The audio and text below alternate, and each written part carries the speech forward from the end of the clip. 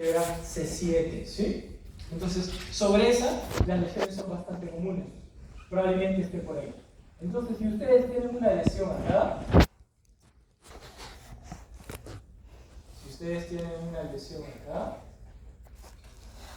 entonces, deben pensar qué cosa se ha lesionado, qué decusaciones están indemnes, qué decusaciones no están indemnes. ¿Ok? Entonces, si es cervical, está debajo del bulbo, ¿no? Entonces, la parte ventral lemniscal, ¿está conservada o no? ¿Lemnisco dónde se...? En el bulbo. Entonces la decusación no se ha alterado. La parte espinotalámica del mismo lado se ha lesionado, ¿sí? Porque ya decusó abajo, la información de abajo ya se lesionó.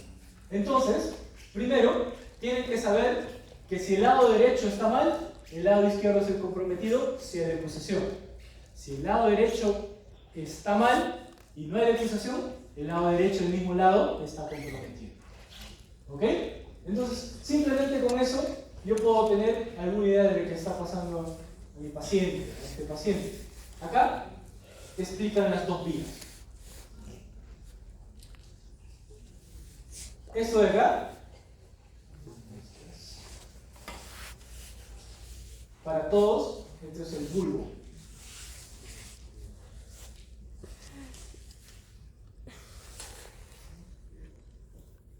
¿Ok? Esto es el bulbo. La lesión está marcada con X. ¿Sí? Entonces, si la vía espinotalámica no está funcionando, ¿qué lado de la vía espinotalámica estaría lesionada? Si el lado, en este caso izquierdo, ha sido lesionado, este lado.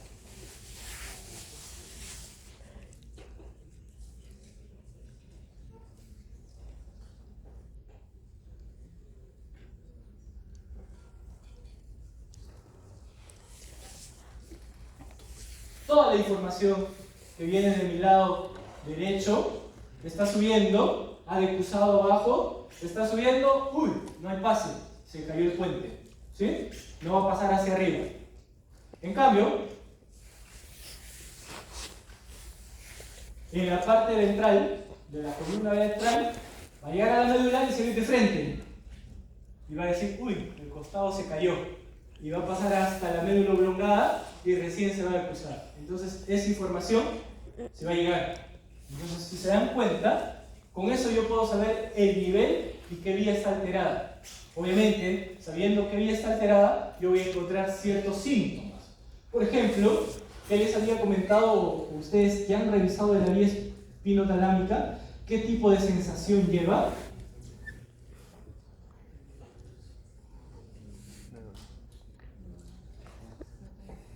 Las vías lentas llevan temperatura, ¿sí? Llevan presión, pero gruesa, ¿sí? Llevan tacto grueso. Todo eso se estaría lastimando. ¿Estaría llevando dolor?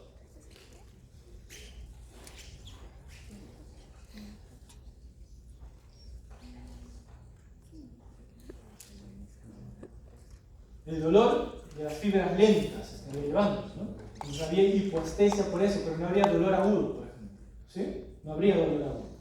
Todo eso lo puedo deducir.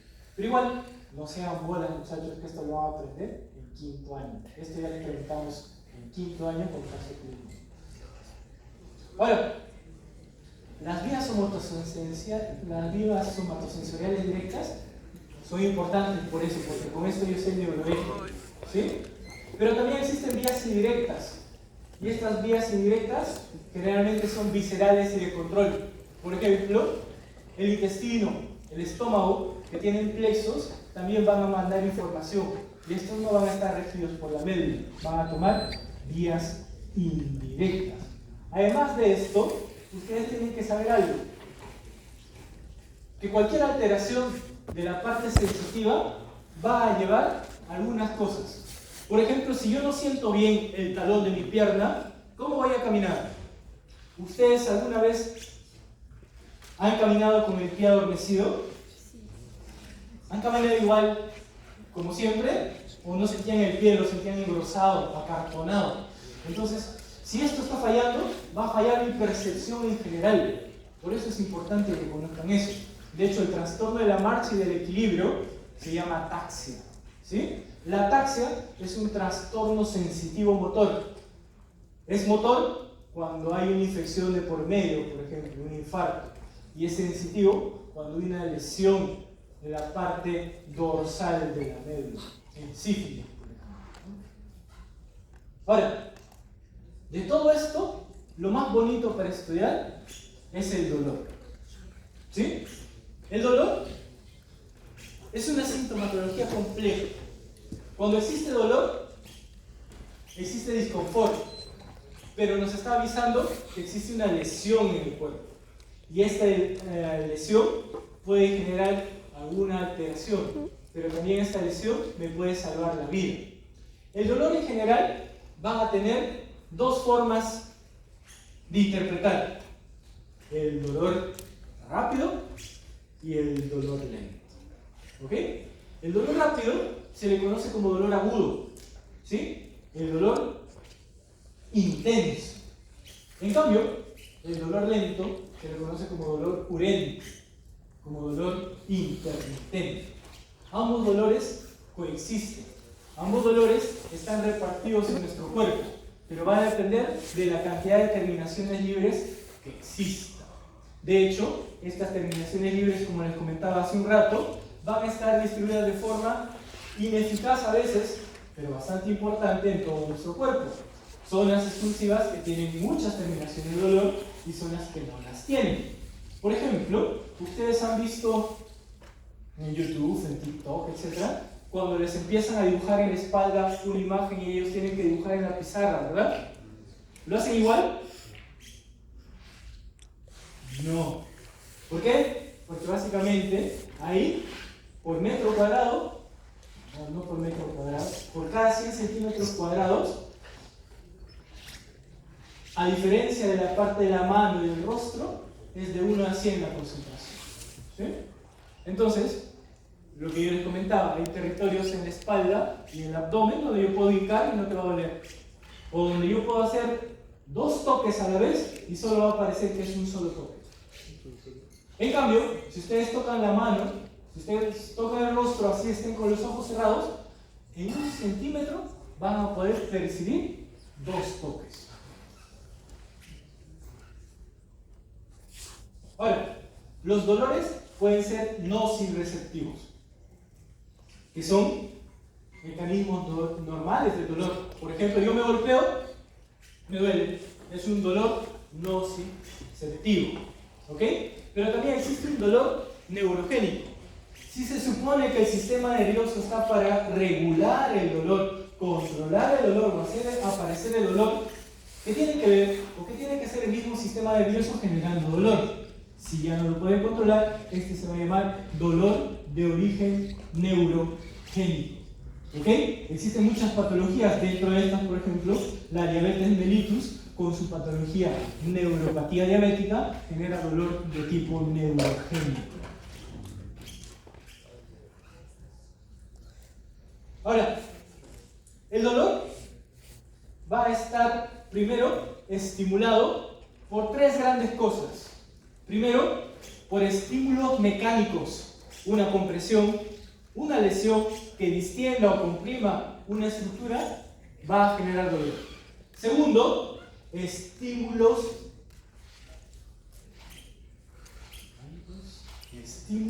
eléctricos, estímulos químicos.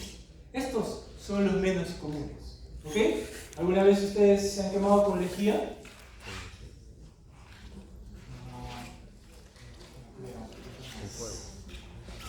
O cualquier químico, esto básicamente va a ser lento, ¿sí? Detergente, por ejemplo, en algunas personas ultrasensibles les puede causar eso. Yodo les puede causar eso. Y algo mucho más común que está entre los dos es el dolor que aparece por estímulos térmicos. ¿Ok? El calor por excelencia, ya les comenté, 45 grados, lesión y genera dolor. ¿ok? Lesiona y genera dolor. Ahora, los tres componentes del dolor y de la sensación del dolor van a estar relacionados a tres cosas. Primero, que este dolor va a ser discriminativo. Va a estar relacionado al lugar donde te va a pasar el dolor y esto va a ser constante. De hecho, va a haber un umbral central de estímulo y un umbral periférico que va a ser anulado para que te duela más. ¿Ok? El centro del dolor se va a despertar, va a generar algunos transmisores para que duela más. Estos transmisores están guiados por sustancia P y prostaglandinas, ¿ok? Que son factores inflamatorios, pero estos no generan dolor. La sustancia P y las prostaglandinas no generan dolor, pero sí van a llamar a algo que sí genera dolor. Como primer agente doloroso, la bradicinina, ¿ok? Bradicinina sí va a generar dolor. Después van a llamar a otros agentes. La histamina. Histamina también va a generar dolor. Después, algunos otros agentes que generan un poquito más de dolor y más crónico. Factores de necrosis tumoral. Y por último, un ion. El ion potasio va a aparecer y va a generar más dolor. ¿Ok?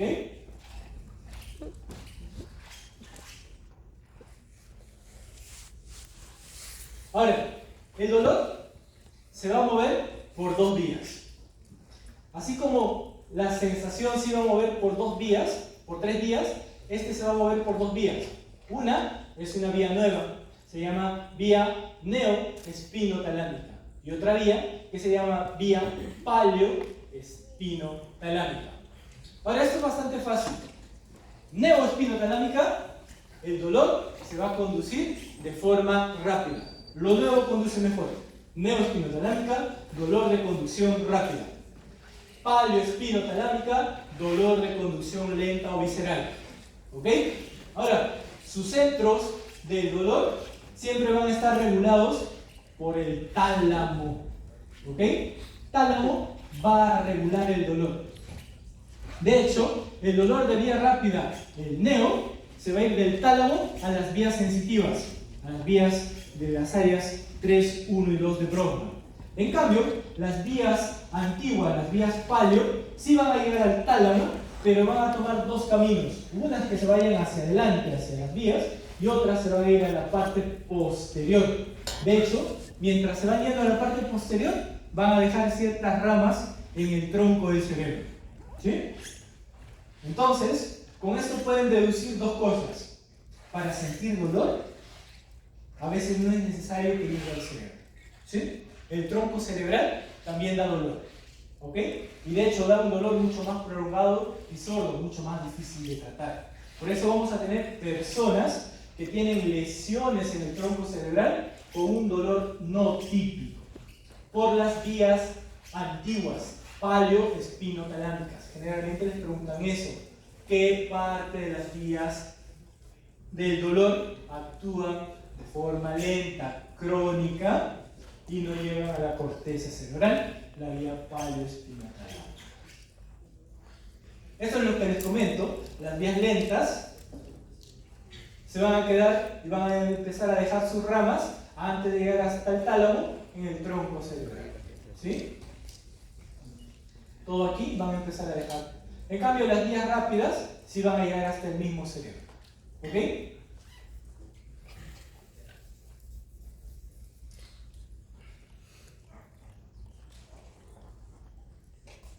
Ahora, hay ciertas áreas de nuestro cuerpo que tienen terminaciones nerviosas exquisitas. ¿Ok? Una de ellas es nuestra cara. ¿Sí? La otra es la palma de nuestras manos, incluida la parte dorsal. ¿Sí? La que sigue es territorios donde no hay vellos. Eso incluye ingle, eso incluye axilas, ¿ok? Y los órganos genitales. Porque tienen una terminación excitatoria que es muy parecida al dolor. ¿Ok? Entonces, todos estos territorios están ricamente inervados, pero van a tener algo importante. ¿Ok? Van a tener, por ejemplo, el rostro va a tener un plexo. Este plexo va a depender del trigémino, del quinto nervio craneal. ¿Sí? Entonces, lo mismo sucede con las axilas, plexo braquial. Lo mismo sucede con la ingle y el territorio genital, plexo sacro y solar. ¿Ok? Estos plexos van a enriquecer la percepción de dolor. ¿Sí? Y estos sí van a depender mucho de sustancia P. Sustancia P es el mediador por excelencia para dolor. Sustancia P es el mediador por excelencia para dolor.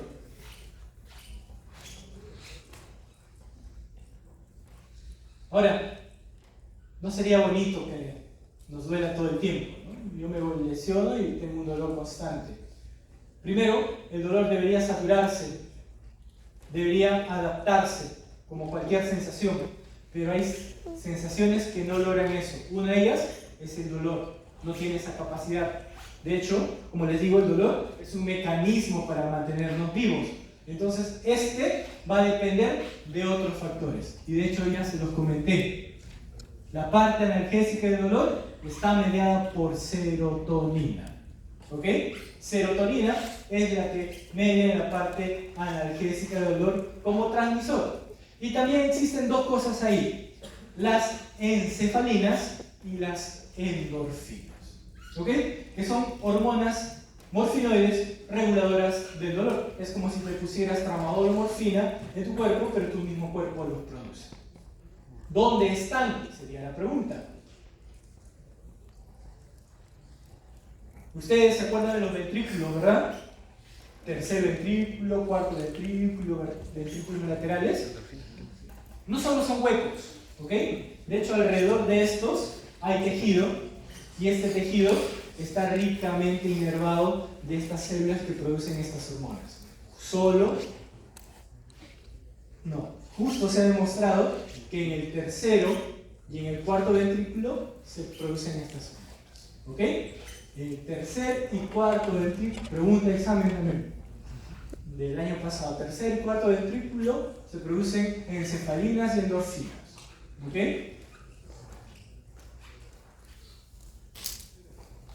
Una dermatoma, muchachos, es la representación de la raíz nerviosa alrededor del tronco y de las extremidades. De hecho, dermatoma le decimos a la parte exclusiva de las extremidades, y a la parte troncal le decimos nivel sensitivo. ¿Ok? Ahora, ¿por qué es importante que conozcan esto? Porque básicamente eso es anatomía. Porque básicamente con eso yo sé qué órgano puede estar ahí, yo sé qué puedo hincar, qué no puedo hincar. Y de hecho, en todos es un estándar, a menos que tengas una vértebra más, una vértebra menos, un meningomielocele, etc. Todo lo demás sigue siendo estándar para nosotros. Es importante que conozcan algunos puntos, por ejemplo, el ombligo, por ejemplo, el T5, ¿ok? Por ejemplo, el C3, por ejemplo, el S2, el S1, el L5. ¿Por qué? Porque son bastante comunes. Llegando a casa van a revisar dermatomas. ¿Qué van a revisar? Porque les van a preguntar, muchas veces les preguntan, ¿dónde y a qué nivel está la aureola mamaria? ¿Ok? ¿Dónde está la horquilla del esternón? ¿Dónde está el ombligo? ¿A qué nivel está la última costilla? Esos son los puntos más comunes que les suelen preguntar a ustedes. ¿Ok? También en los miembros inferiores, estos ya se llaman dermatomas.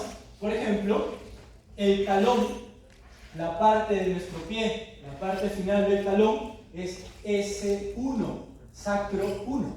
¿Ok? La parte superior a esta y dorsal de nuestro pie es L5. Entonces, si te dicen, por ejemplo, que la persona no puede caminar de puntitas, automáticamente te están diciendo que su L5 está alterado. Si te dicen que no puede caminar de talón, su S1 está alterado. ¿Ok? Ahora, si te dicen, por ejemplo, que cuando hace deposiciones no siente, no puede controlar ese territorio, el territorio sacro 2 está alterado. ¿Ok? Entonces, todo eso, para eso nos sirve. Y no es más cosa que memoria pura. Y ahora, ¿por qué hemos revisado todo esto? Porque en verdad Esto es lo que nosotros encontramos en un ser vivo, esto es lo que encontramos en anatomía. Todos estos nervios son los encargados de llevar información de ida y de vuelta. En este caso, si es sensitivo, es aferente. Entonces vamos a tener una gran red de nervios que llegan, que van hacia nuestro cuerpo. La mayoría de estas van a ser nervios plenamente periféricos. Todos son de raíces espinales, ¿verdad? Y todos estos básicamente es lo que ustedes estudian en anatomía. Y según la carrera que ustedes tomen, van a encontrar qué van a tocar. Y ya después nosotros vamos a ver, por ejemplo, qué pasa cuando me duermo con mi brazo aplastado con mi enamorado, mi enamorada. ¿Qué pasa si se adormece mi pie, etcétera? ¿Qué nervio está lesionado? ¿Qué pasa si dejo mi axila puesta en la silla, me he dormido estudiando, etcétera? Algunos nervios se alteran para eso. Eso ya es clínica y lo vamos a aprender. Listo, muchachos, eso sería todo.